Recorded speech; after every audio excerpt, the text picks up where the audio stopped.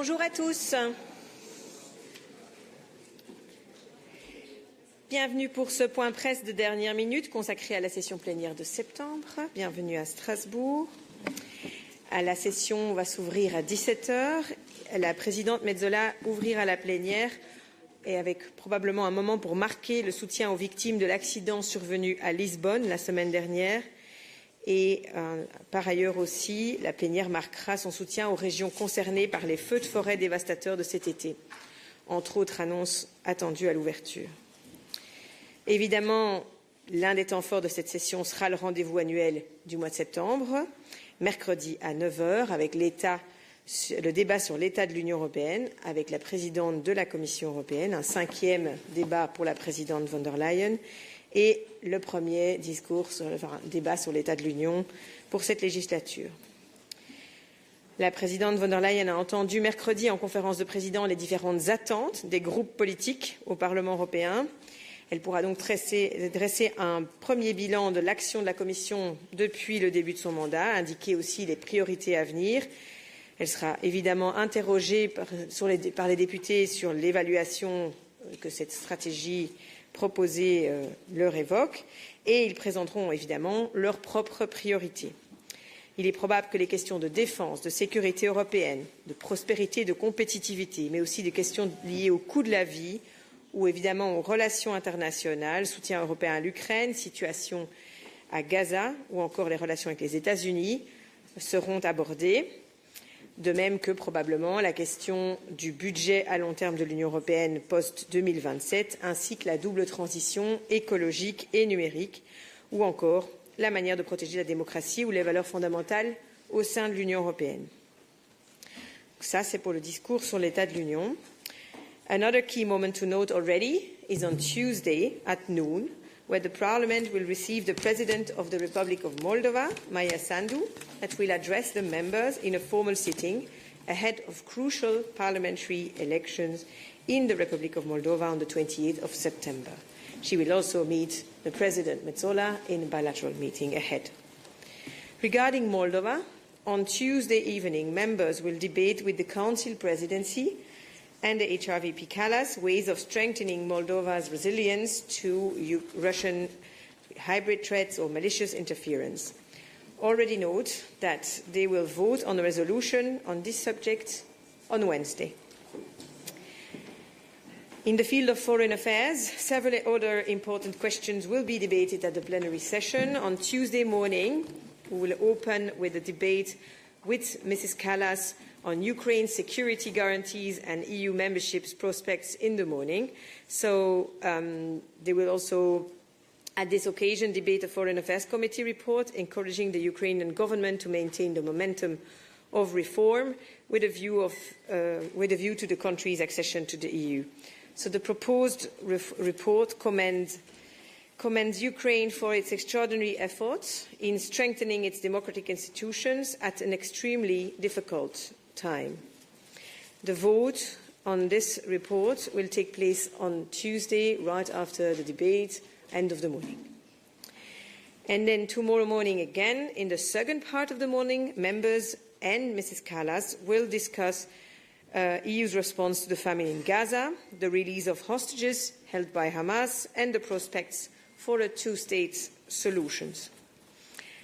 In this regard, I would remind you that the Parliament has repeatedly called, most recently in April, for the free access and sustainable distribution of humanitarian aid, medical aid in the Gaza Strip, and immediate and permanent ceasefires and conditional release of all hostages. This was the last report, but of course there were several interventions of the President in the meanwhile. And a resolution on the specific question of Gaza will be put to the vote on Thursday. Autre question importante en cette rentrée, mercredi après-midi, ce sera la question en matière de droits de douane et de fiscalité. Les députés et la Commission européenne et la présidence danoise, ce sera le vice-président Šefčovič, qui débattra à la fois de l'accord commercial de l'UE et des États-Unis de juillet et de la perspective de nouveaux accords avec d'autres partenaires commerciaux. Et la Commission du commerce international, elle s'était réunie la semaine dernière, vous pouvez toujours aller revoir le débat. Et évidemment, si vous avez d'autres questions concernant le rôle du Parlement européen sur ces questions, notre attaché de presse se tient à votre disposition. Dans le domaine fiscal, la question de l'imposition des grandes plateformes numériques sera également soulevée par les députés lors d'une question orale mercredi fin d'après-midi. Neil, we have other topics to be voted this session. Consumer protection. Yep, thank you, Delphine. From high politics to lower politics, I should say, for those of you interested in more down-to-earth topics, such as compensation when your holiday is cancelled by the tour operator, or how to avoid mountains of food and textile waste going to landfill. Parliament will be discussing its negotiating position on Wednesday, with a vote on Thursday for the revision of the Directive on Consumer Protection and Package Travel. The aim is to protect travellers by guaranteeing their right to refund and repatriation in the event of travel disruption or the bankruptcy of tour operators, based largely on the lessons learned during the COVID pandemic. And then Parliament's second reading approval of measures to reduce textile and food waste will also be announced, but no vote in the plenary on tomorrow. Every year, as you may recall, almost 60 million tonnes of food waste, amounting to 132 kilograms per person, and 12.6 million tonnes of textile waste are generated in the EU. The measures introduce binding food waste reduction targets for 2030 and establish a producer responsibility scheme to manage the collection, sorting and recycling of textile waste. If this sounds familiar, it's because Parliament and Council reached an agreement on it earlier this year.